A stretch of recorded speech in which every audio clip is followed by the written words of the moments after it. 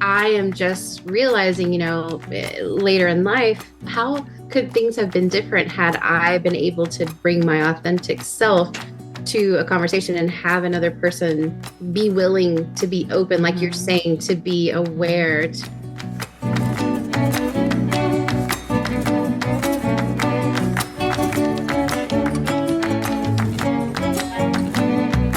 Welcome to LatinX Can, a podcast showcasing Latinx professionals who turn their dreams into realities.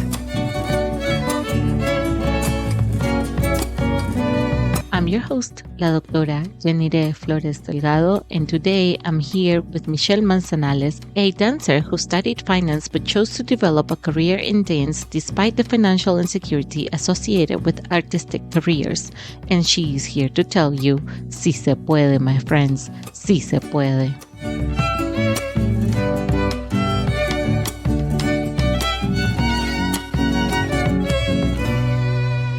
Michelle Manzanales, welcome to Latinx Can. Thank you. Thank you for having me. My pleasure. I'm excited to talk to a dancer and to learn more about Ballet Hispanico. I hadn't heard of it before, so it's really exciting that we get to share this with our audience. So let's start by talking a little bit about your story and where your story begins. Certainly. Well, again, thank you for having me on the podcast.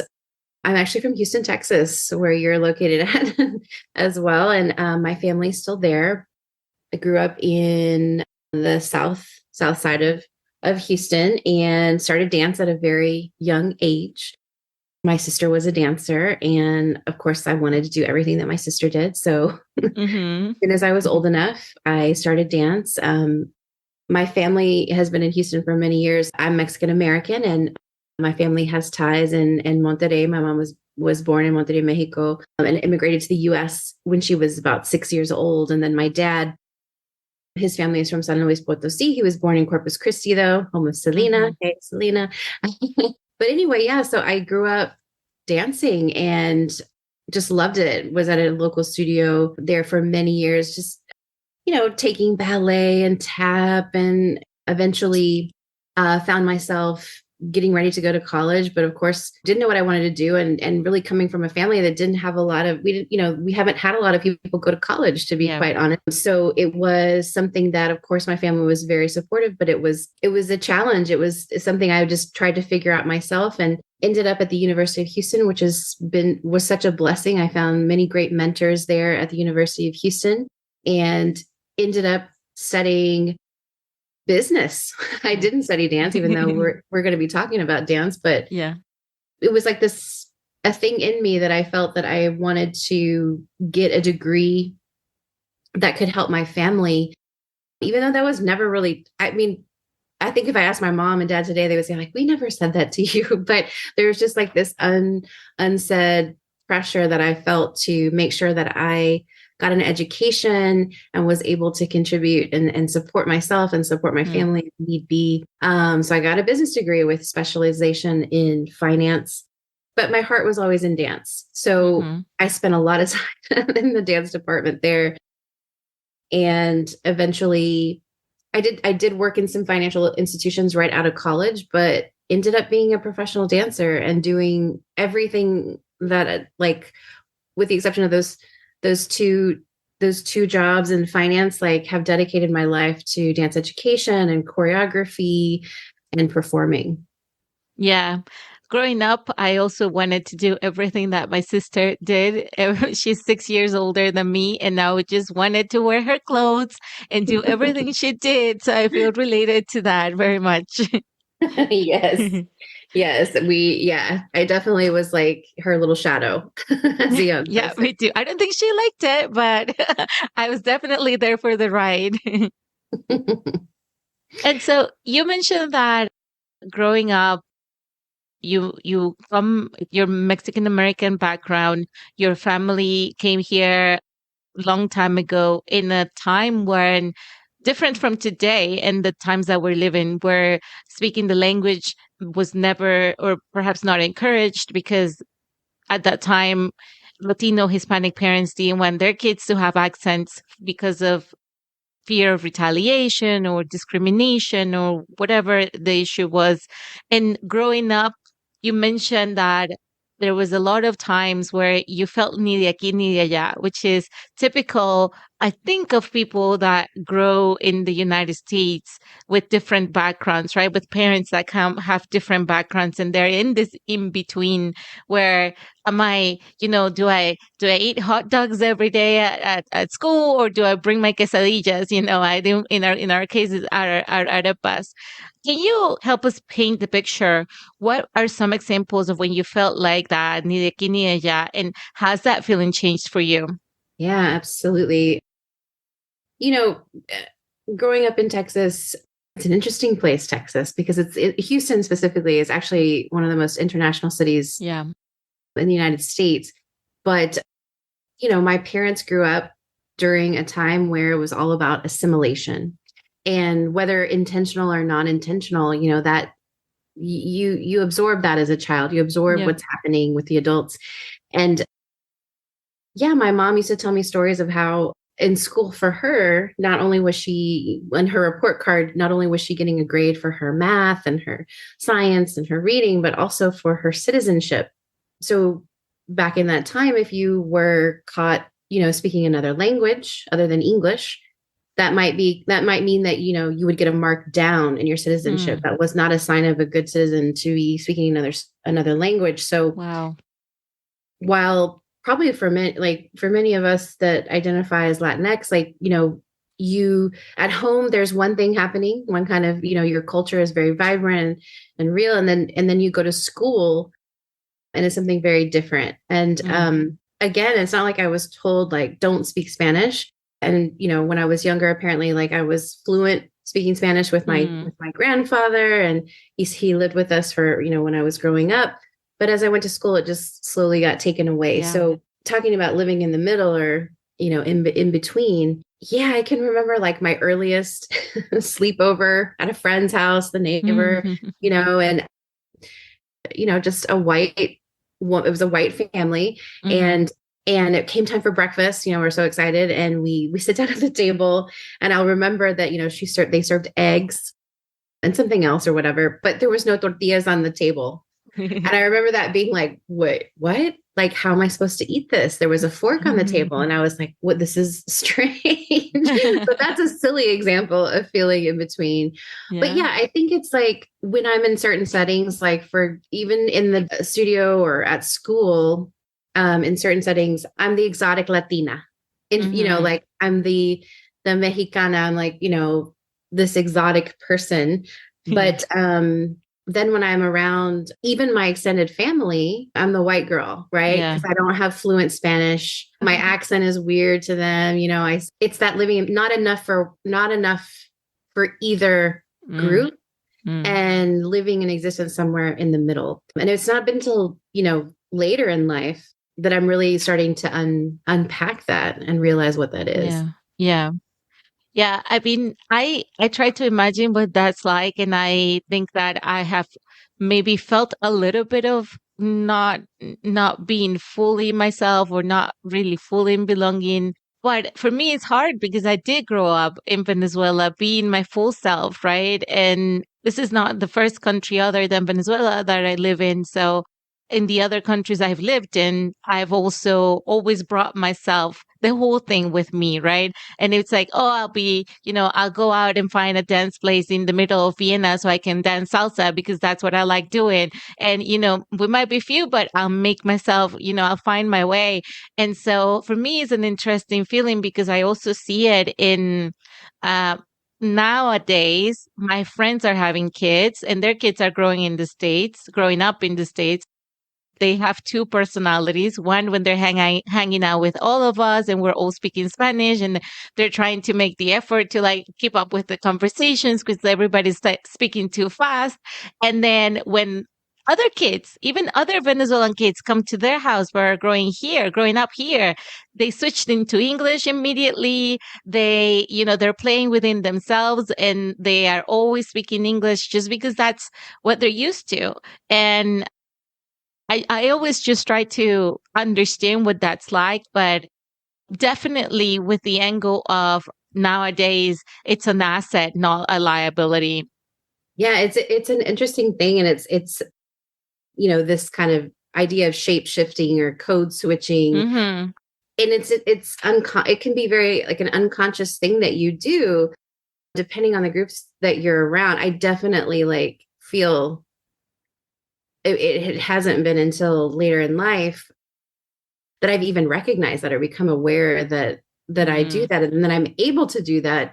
And also as we're talking through this, I'm thinking about too, starting to find, colleagues, friends now that have a similar experience to me of growing up in between. And it's been fun to also connect with people that have a similar experience as me growing up.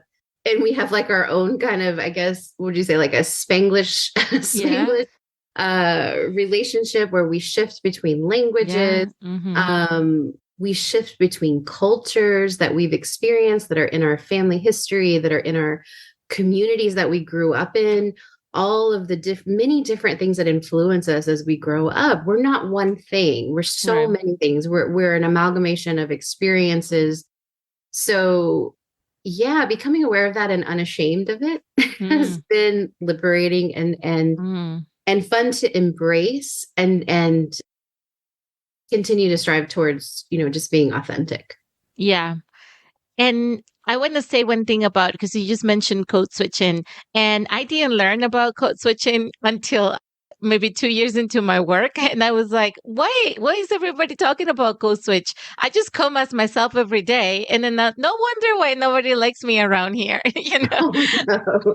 No, that's not true. But I also wasn't like the favorite employee for everybody around. But I learned about it, and it's most of the time for the people who do it on a daily basis is because they don't feel welcome in the spaces as themselves, so that they have to shift into something that is more welcome in that space. I learned it from a friend who is Black and born here, and her family is Jamaican. So, like, she would never use her slang or her accent when she was at our job, but at home, her way of speaking is totally differently, right? And she's like, "Well, I have to, otherwise people don't respect me. They don't pay attention to what I say." And I was like, "Wow, like that must be really difficult to." Have to go through. You close the door in your office and then you go to your car, you're like all of a sudden taking off all this weight, and I was like, finally I can just speak however I want. The other angle of that is, what an ability do you have to be able to communicate with two or more different audiences, to understand what their needs are, and to really bring all together to make it work, right? It's like you're a translator of cultures in a sense. I love that. I will say it is kind of a superpower, if you will. So as a dance educator, also as a choreographer, and really kind of in all relationships, there's so much to translate, if Mm. you will, because people have different needs, people learn differently, people listen differently, people communicate differently. And so an example is like, if I'm in a classroom and I have a class for a year, my students, right? It's important to me that I'm really listening and trying to communicate as effectively as possible and understand that some people are not going to hear things the same way as others. They're not going to interpret or understand things in the same way. And so how can I be sensitive and aware of all of the many different needs, cultures, identities that are present in the space? And I try very hard to take different approaches, right? Mhm. Different lessons, different things so that hopefully I'm connecting with them in some way. And I found that particular awareness also very very useful, very helpful, supportive in my work as a choreographer when I'm working with dancers. For example, I'm teaching a dance step, right? And for one person, they may really respond to me playing the music and having them follow the Mhm. step, right? Maybe you've been out dancing or whatever. And then maybe another person really needs me to count it, like count the Mm. music and not have any music playing and just say it with words. Or another everybody's going to take it in differently. So yeah, I appreciate you saying that. Translate, it's like a Mhm. translator of cultures, of language, of body language, of many different things. Yeah. It really is. But I think also the key is, because being aware of everybody and understanding everybody's needs also can be exhausting. And so it's the other way around as well, where as the recipient of the information or as the person that's being translated, understand that we all need to be translated and we all need to make an effort to really try to understand each other regardless of what it is. And I'll give you an example. When I first started actually functioning in English 100%, we were in an international school in Southern Africa. And my first close friends were one person from Germany, another from France, another from Italy, and myself. And neither of us spoke English well. We were all speaking English in our second language. And it was hard to communicate, but however way we made it work, we always understood each other, right? In our broken English, in our second language, we were all hanging out. We would always understand what each other wanted to say. And then we would speak to a person who only spoke English, and they're like, huh? What? I'm like, it's like, I mean, like, I don't know what kind of language you speak, but like other people understand what I'm saying, and you're supposed to be better at this than us. But what I found is that they don't make an effort, right? They don't make an effort to fine tune their ear to try to understand what somebody else is saying. And that it really is key. Oh my gosh, that's such a good point and such a great example. Yeah, absolutely. Because the thing is, when you're growing up, like with an experience like mine, I'll take my own story. I learned how to do these things to survive. Mm-hmm. I didn't learn them necessarily like, with any other any other purpose, but to Mm-hmm. survive. And I am just realizing, later in life, how could things have been different had I been able to bring my authentic self to a conversation and have another person be willing to be open, like you're Mm-hmm. saying, to be Mm-hmm. aware, to want to translate, to want to Yep. connect, to want to communicate. And that's absolutely the difference is how can we all be more empathetic towards each other, so it's a circle, it's like through Yeah. us, Mm-hmm. out of us, and into us, and like we're having Mm-hmm. this exchange as opposed to trying to satisfy what another person feels that you Mm-hmm. need or should be. And you know that's another crazy thing is like realizing and discovering like how much society is painting the picture that we think we need to fit into subconsciously, however intentionally or not. Yeah, it's been a lot of unpacking of Mm-hmm. things that even that I would be like, well, that's the truth, right? This is, I should be this or I should be that. I'm like, wait, who's telling me that? Yeah. Whose truth is that? Yeah, it's profound. Like even I had a conversation with a friend not long ago, and we were talking about movies. And I was telling her, I was like, well, honestly, like there's about less than three movies I can say where I really see characters that I can identify that have similar experiences to Mm. mine. Mm-hmm. I was like, and she's Anglo, and so she's, like, so I was saying to her, like, whereas you've grown up with most things in society are things that you can relate to. They're Yeah. they're painted from a picture that that and you've seen many, many times. And it was like a whoa, it was a pause. She was like, wow. And like, so we had this really great conversation. But yeah, there's a lot of things that we take on. And even I know we're going to talk about Ballet Hispanico in a minute, but like Mm-hmm. even my first encounter with Ballet Hispanico, like I had to do some like, why do I have these beliefs about this? Mm. I had to stop myself there too, because yeah, it's a crazy thing what media, the mainstream tell us or that we take in as truth. Mm-hmm. Yeah. That's absolutely true. And I think doing that work and stopping and saying, "Oh, it should be like this." No, why should it be like that? Who told you? Who told you? Who told me that it should be like that? And can it be different? Because it's better for me if it is, honestly. I think that's work that we all have to do because we are on that percentage of, recipients of media, that consumers of media that haven't seen themselves represented in the mainstream, right? And I think that is work that we also have to do.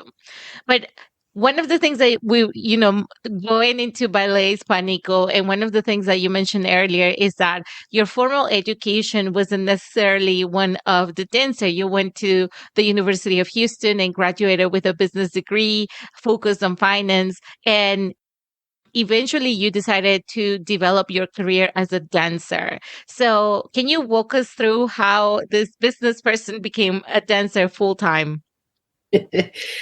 Yeah.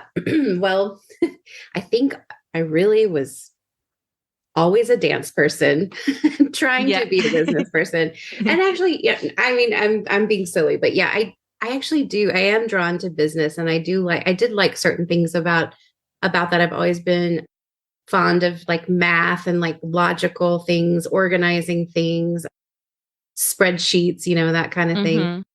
But at the University of Houston, so I ended up there basically because with the limited resources that I had and with the limited knowledge I had about higher education, Hmm. this was a university that welcomed me in and took me under their wing. And so I started off just as doing general studies and then eventually finding my way into the business world. But Hmm. I have never had a year since 3 years old where I wasn't in a dance studio, either taking class, teaching class, or talking about dance or seeing dance, performing something.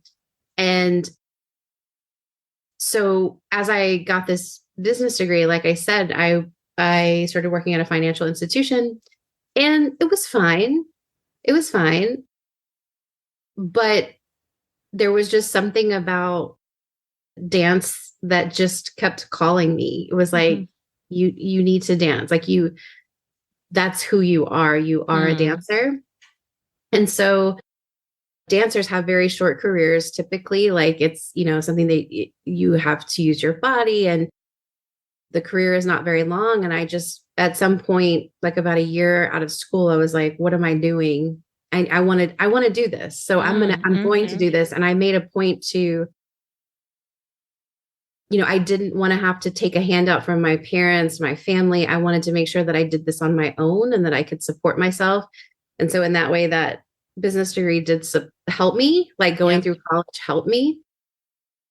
But yeah, I just took the plunge and I was like, I'm going to do this. And I lived off an artist wage for many Mm. years. And the universe kept bringing me more and more opportunities. And I kept just saying yes, Mm. saying Mhm. yes. Yeah. So yeah, I was dancing professionally right out of college with that hiatus for a while Mhm. went into the financial institutions. I was always teaching. I love to teach. And I was choreographing. I was lucky enough to find people that believed in my talent as a choreographer, that they just kept giving me gigs at local Mm. universities, at small companies, larger universities, and things until eventually I found myself. So, dance through my 20s in Houston in different local Mhm. companies, as well as taught and did choreography. And then I was in Chicago. I went to Chicago and danced for a company there called Luna Negra Dance Theater, which is where I met my current boss, Mhm.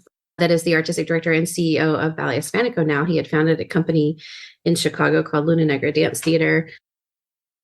And it was in that moment, it kind of was a pivotal moment because it was the first time dance and my culture had met. And Mm. in that company is very similar to Ballet Hispanico in that it centered the Latino contemporary voice and Mhm. through dance. And so it's like, whoa, what is this? Like, what is this space? I had never been in something like that. And, Eduardo was in the company as a dancer for about 10 years in the 80s and 90s, Mhm. left to get his master's in Chicago, which is why he was in that community, started that company. And that's when our two worlds collided. Mm. So I think, I think going back to your original question, it's like I listened to my inner that voice inside, that, that instinctual voice, that the voice in your gut that is Yeah. telling you where to go. And I decided to do that scary thing and follow it, even though it was Mm, not necessarily the logical thing. I mean, my brothers, I remember vividly during that period, like, what are you doing? Why are you deciding to not take these very secure jobs and like mhm, more income coming in the business sector to do dance? I mean, it just, mhm. when they would say it, it's like, how silly could you be to Yeah. do that? And not until years later when they see me, I'm now, over 20 years out of college, be very successful and very happy. And they're very proud, because it's like, whoa, okay, little sister, you weren't crazy. You weren't making a crazy decision. You really followed your passion. You didn't. Yeah. I mean, and it wasn't I guess it wasn't the easy path to follow, but it was the right path to follow for you. Yeah, I mean, absolutely. Like, I have no regrets. And I just, like I was saying earlier, made this decision that I was going to make it happen. I was going to support myself and dance and have that independence and not feel Mhm. like I never wanted to be a burden on anyone and always just make my way. And like, that's the really cool thing about it, is I feel very proud that like I saw this thing that I wanted and I made it happen. Yeah. How amazing. I'm very proud of you too. Thank you.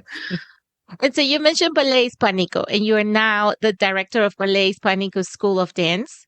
And I hadn't heard of Ballet Hispanico before we started talking. So, what is Ballet Hispanico? What is its mission? And I guess we already talked how you became involved with it, but tell us more about the ballet.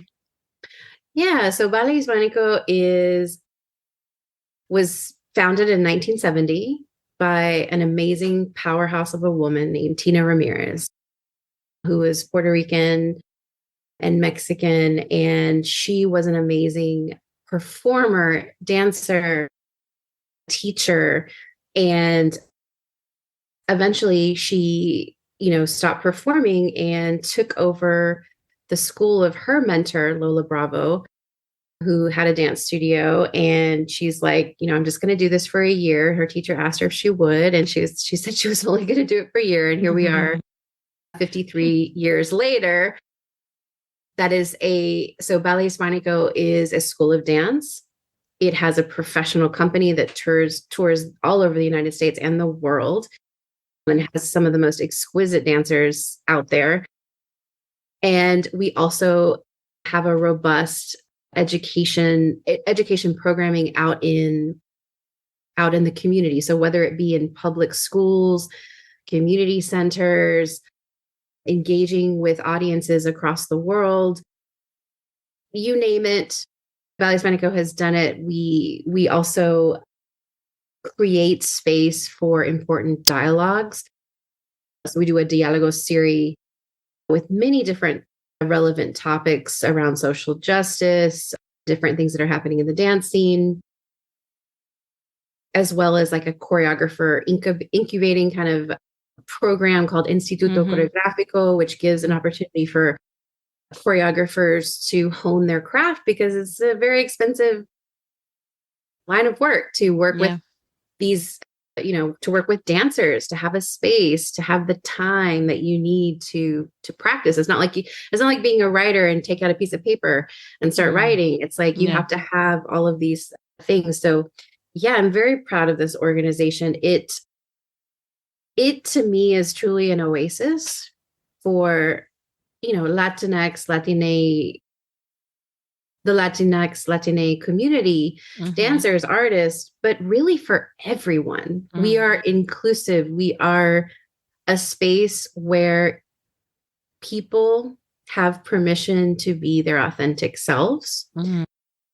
And we just do it through dance, right? So Hmm. whether it be a dance class or a show or a talk, that's what the organization for me is all about. Yeah. That's really interesting that It was founded 53 years ago by a Mexican Puerto Rican person. Super exciting, that mix of cultures, right? Because the the Central American Mexican culture is a bit different from the, northern South America, and then very different from southern South America, I guess, like the Venezuelan area versus the Chile, Argentina area versus the Mexico, Guatemala area. We are all different, but we find connections everywhere. And it's just, I find it that it's an amazing opportunity. I've been discovering more of the Mexican culture by going to Mexico. For the first time, I went in 2021, and then we've been twice since then. And my last trip to Mexico City, I was like, wow, this is an amazing place.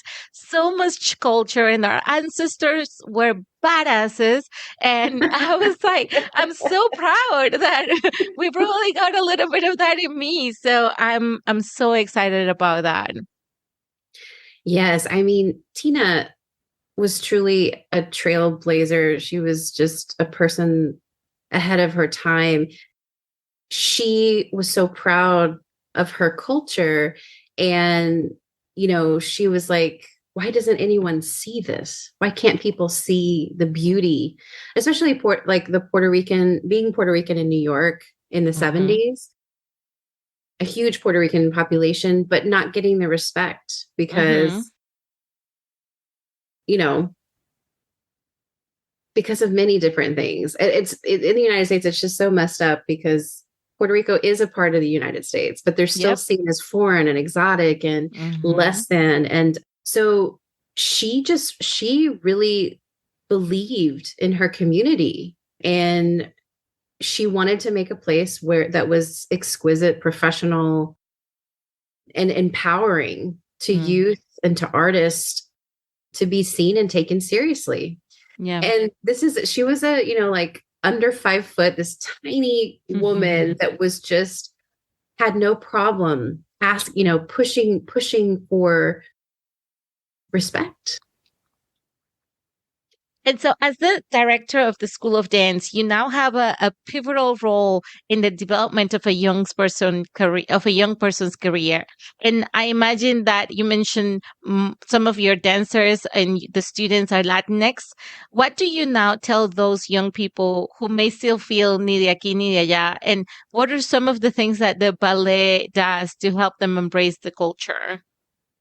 Yeah, I I take my position here so seriously. I Mhm. just feel such a great responsibility. I think the most important thing to me is their awareness and the acknowledgement of the many different identities and cultures in this space. But yeah, that feeling of being in between, I think it's like also a space to talk about it Mhm. and to explore it, whether it be through dance or the conversations maybe that they're having amongst the different students or teacher to student.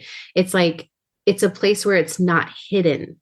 It's Mhm. just we're allowed to just for it to be present. And that Yeah. to me is so empowering for a young person.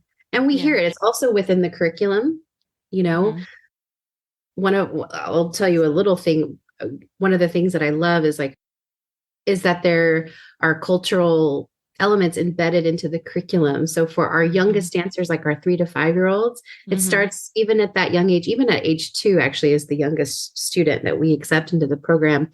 But they may be learning about dance through a country, right? Through, Mhm. this unit is going to be about Ecuador, let's say. Yeah. And so they may do a creative dance exercise where they're learning about the environment over there. Like, are Mm. there mountains? Is it on a beach? What kind of animals live in Ecuador? They Mhm. also may learn about the cultural dances and the songs. They would see pictures, they would do different things like that. And so it allows the students to say, well, I'm from here. My mom is from here. Mm. I got to go to the beach for the first time ever. And it was here when I went to visit fill in the blank. And so it's like through the curriculum and through what we practice every day, it's like making space for people to bring their cultures with them and not feeling that they have to hide them. Yeah.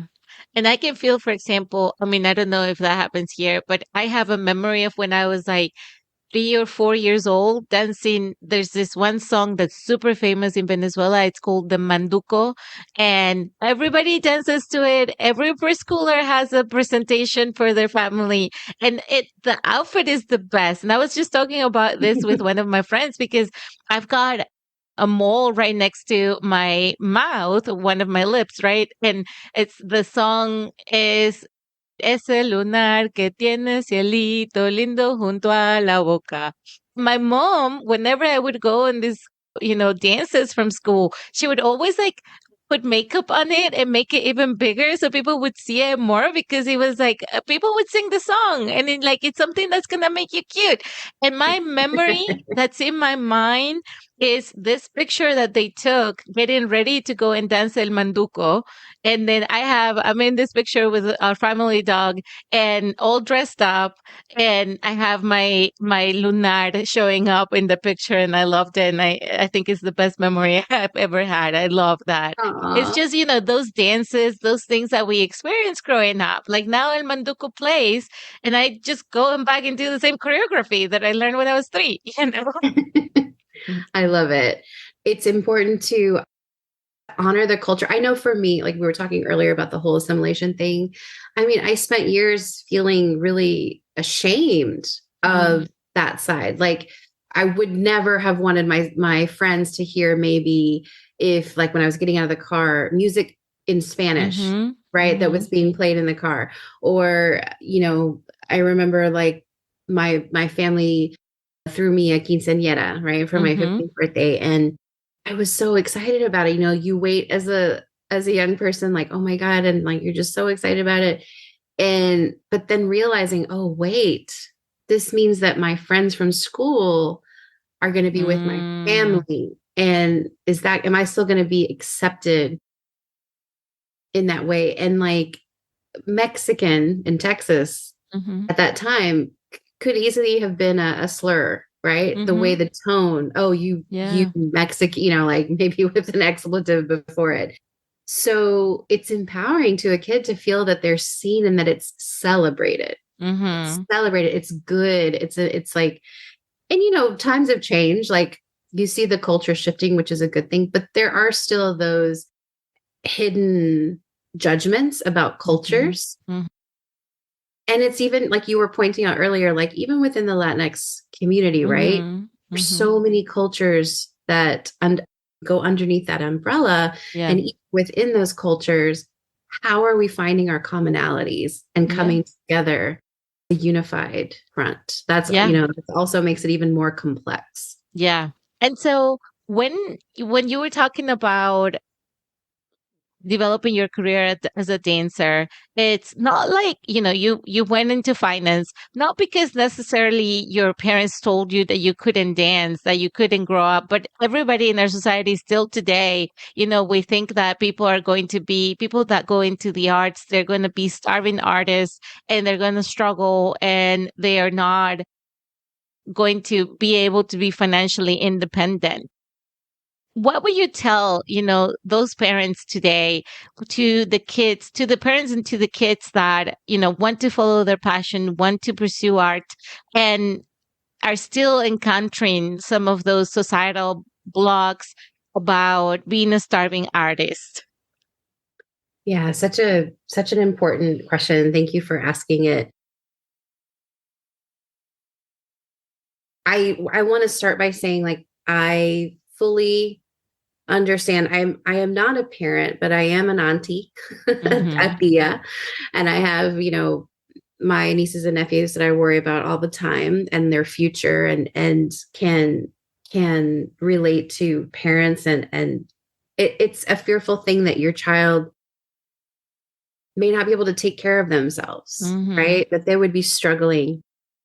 And I would just say that like I think it goes beyond. I think a lot of times like the arts and other things, they get a bad rap around that, but really I think it comes down to empowering young people to be self-sufficient Mm. so that they can do whatever it is that they want to do. And there are many different skills. I think, especially like, well, I don't want to generalize. I'll say for myself, Mhm. I didn't learn, I come from a family of modest means. We weren't Mhm. starving, but we weren't, we're not the Rockefellers. Yeah. And like financial literacy and stability, like I'm still learning about that, Mhm. Mhm. how to invest, how to save, how to establish good credit, how to, all those just life skills. Yeah. So I think it also comes, it comes down to socioeconomics. This is where the Mhm. business nerd in me is coming in. One of the reasons I found, like for myself, like that people of less means, their families stay in that cycle is because those skills continue to not be learned, Yeah. right? And so, and of course, because of less opportunity as well. Mm. So it's how do we balance, how do we ensure our child is learning the lessons and able to understand the skills that they're going to need to Mm. be able to have the freedom to be Mm. able to do the thing and not be like locked down in debt and Mm. things that can take anything away from them, from take their joy away from them because they're not Yeah. able to be self-sufficient. So that's one thing, right? And then Yeah. as far as is like being an artist, I know for myself, I have found like so much joy in it. And like one of the biggest, most important things for me as a school director is continuing to challenge and expand what it is to be successful in the arts. Mhm. What does that mean to be a success in the arts? I have like years and years of proof of seeing my students like come out of dance programs, whether or not they ended up professional dancers or on Broadway or however you define that level of success. They are better human beings Mm. because there's something so powerful about the arts and how it allows us to do our own self discovery. It allows us to express ourselves. It like movement, a beat, a rhythm. It's just Mhm. like naturally within us. Mm. And there's something just so joyous about it. So like I encourage I think everybody should dance. I know that sounds crazy and idealistic, but not because I want you all to be professional dancers, but because Mm. there's so much joy in it. And I always tell my students, if you want dance in your life, you will find a way and Mhm. it will look different for each of you. But know that you can put it into your life and don't let anyone tell you how that should look or how that should be or like Mhm. if not you should do that, you should do that. So parents out there, teach your child to listen to their inner voice, equip them with the skills that they need. So no matter what that inner voice is telling them, whether it to be a doctor or to be a podcaster, or to be a dancer, whatever it is, that they will have the ability to be self-sufficient, successful, no matter what avenue they decide. I really love what you said. I mean, I like that, and I wasn't expecting something like that because it's one, you need skills no matter what. You might have all the money in the world, but maybe you lose it one day because you spend it all. And if you don't know how to have, like you said, in our community, that financial literacy, know how to save, when to save, what amount do you need to save and be self sufficient is. Whether you have money or not is still important, right? Especially if you have little money, because whatever you have to make it work for you, and you have to be disciplined with it. So I love that. And I think the other thing that I really love about what you said is, what is success? What does success mean for you, right? Because we all have this picture that has been painted for us about what success looks like, but that's not what it means for you. And just as long as we can define what that looks like, and whether you attain it or not, as your goal and what you set for yourself, I think is the most important part.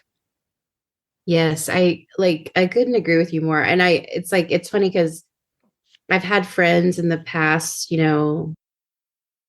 make comments like, "Oh, once I get this promotion, I'll be happy and I'll do X." Or once Mm-hmm. I have this amount of my salary is X amount or whatever, I'll do this, I'll have this.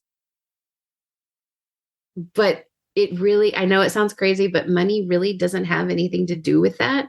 I mean, it helps a lot, right? When we have money to Yeah. support us.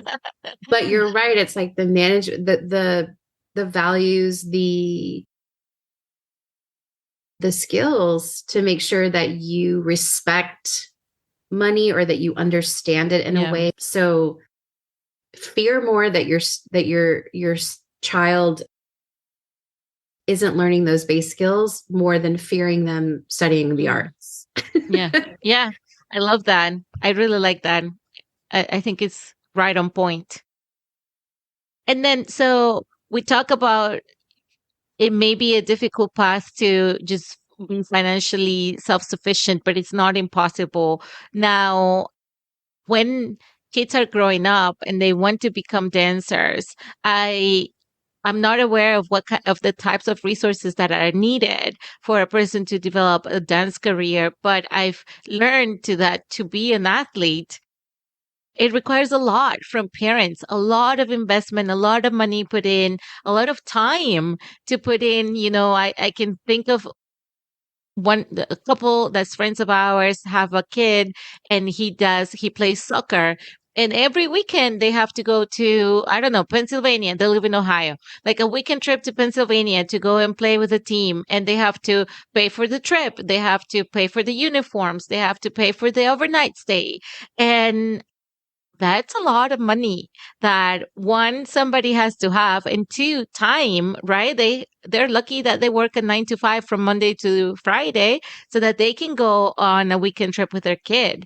So I feel like I've learned these kinds of things are not cheap or accessible to everybody. What kind of resources does the Ballet Hispanico offer to make dancing more accessible?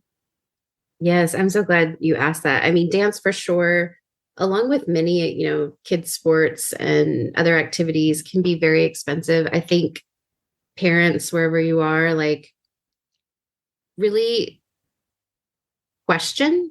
So are they taking me? I'll talk in the dance world. Instead of like a tournament, like a soccer tournament, you would Mm-hmm. go to a dance competition. Yeah. Am I going to a school where they're doing that just to make money from me? Or is it something that they're focused on bettering my child with and like notice?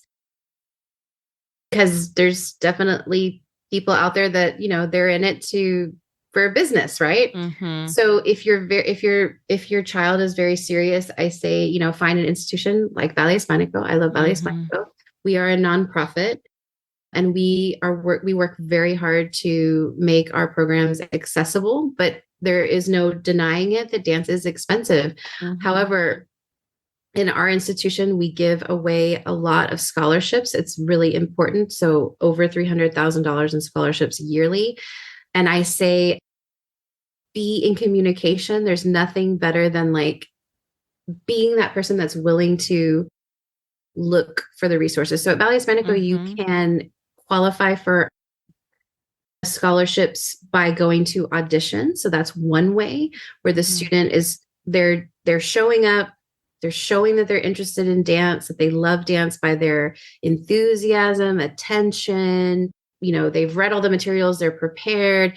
That's the type of student that we're going to give a scholarship to. Yes, some of them are going to have wonderful talent. Some of them maybe not as much talent, but what at the core is, does this child want to dance? Yeah. Are they excited to dance? And so there are a lot of tuition scholarships that are given for that. Everything from a full tuition scholarship to partial. And then in addition to that, we also have financial aid that any family can apply for. And if they qualify in like the metrics that we use, Mm-hmm. they're going to receive additional support. We have an incredible board and incredible donors that have been doing this since the very beginning, ensuring that there are scholarships every year. Since I've been there, like we've never given less than like $150,000 worth of scholarship. Recent years where it's been more over $300,000 in scholarships. The other thing is all of the community programs that we do in the schools that are part of like an academic school, like look for those programs too. If your kid is serious about dance, because there's so many partnerships with arts institutions that are going into the actual public schools. And that's another great way for the child to do that. But yeah, if a kid is really serious about a sport, an art form, it does require an investment. So I think it's like a checking in with the kid, like, and making sure that they're really wanting to do it. And if they are, it's like, okay, let's do this together. But the equipment, the time, it's kind of like, Olympic athletes, right? Like they're Yeah. training all the time. So it definitely is a commitment, but it definitely pays off. Yeah, absolutely.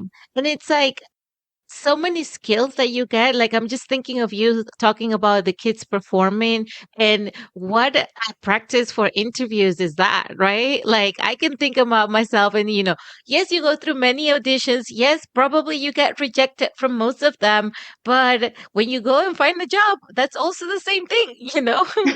Absolutely. And we talk about this all the time. I'm so glad that you brought that up because I feel like dancers have some, like, they are well equipped with great life skills. So everything from the dedication, the hard work, developing a really strong work ethic, problem solving. They're constantly problem solving in the studies that they do, time management. Like these kids are tough Yeah. and managing stress and pressure of a performance, the courage it takes to stand up in Yeah. front of a crowd and do something, to show up on time, to be prepared, have all of their things ready, memorization, they're learning all the dance steps, the physicality of it, the mind body connection, them understanding, their breathing, like the strength of there's just so many things that they take away from dance that translate into everyday life. And now, you even hear like after the pandemic, the workforce is looking for those creatives. They're looking to the creatives to join the workforce, and like they're hiring outside of the box because it's these creative thinkers that are solving today's problems. So I like, yeah, even if my child like was like, I'm not going to be a professional dancer, but they just wanted to dance, I would be like, yes, because that kid is going to be out of trouble. They're going to be in a studio with other great kids that want to Yeah. dance.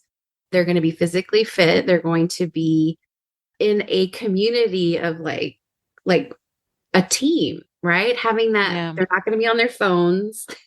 Yeah. They're going to be expressing themselves. I just think it's just a beautiful thing to experience. I have lots of students that are out there now that are doctors and they do other Yeah. things. Mhm. And they always point back to their training, like what you were saying about even the auditioning, the Mhm. interviewing, you would call Yeah. it interviewing, but that's Yeah. the same. It's this, you show up Exactly. and you show yourself, and to have the confidence to do that.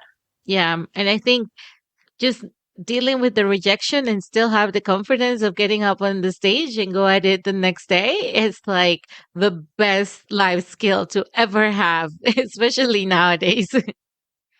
Well, Michelle, that's amazing. I love all these benefits because I think more people need to learn about just the transferable skills. That's something that an activity like dance or even sports can bring to a person's lives. But just to close the interview, we always close it with the same question, and it's a fun one. So imagine a friend of yours comes to visit you in your city and they want you to show them around, but you are at a performance with the ballet in LA and can't, unfortunately, show them around. What would be your top three places to visit or things to do that you would recommend for them to do? Wow. That's a good question. Well, of course, they have to come to Ballet Hispanico. whether it be a performance or a class or whatever. But on the Upper West Side, 89th Street between Columbus and Amsterdam, our street was recently renamed to Ballet Hispanico Way. So you have to come by to Ballet Hispanico. I also love El Museo del Barrio in New York City. That's also really, really fun. And I'm going to say, you got to go see Lincoln Center. Like, how do you leave and not see like this amount? Like, so it's like this arts, I'm not talking about just Lincoln Center, but the arts complex that's there on the Upper West Side. So I don't know if you saw West Side Story. Yep. And they're talking about that area that they gentrified. Oh, yeah, yeah. And it's horrible what happened, but what is there today is so beautiful. And especially the library there, the New York City Public Library for the Performing Arts and the Jerome Robbins Division. There's so much oral history, film, all about dance. I had no idea that this place existed until about 10 years ago. And it's amazing. Like even our founder, Tina Ramirez, like her oral history is there and all these incredible dancers and like this amazing footage. So go there, and on the Lincoln Center campus, like you have to go and see a show, walk by Juilliard. Yeah, it's incredible. Oh, wow. Oh, and I'll make one last plug. La Esquina, the Mexican restaurant La Esquina. La Esquina. Okay. Yes. Absolutely. Well, Michelle, thank you so much for your time in the podcast today. My absolute pleasure. Thank you so much for this conversation. Thank you for listening.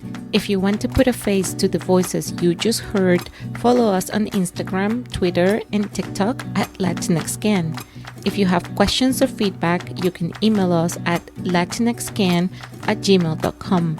And if you want to support our project, please leave a review. We have made it easy for you and added the links to the show notes. That's it for now. Don't forget to hit that subscribe button, and remember, unidos somos más.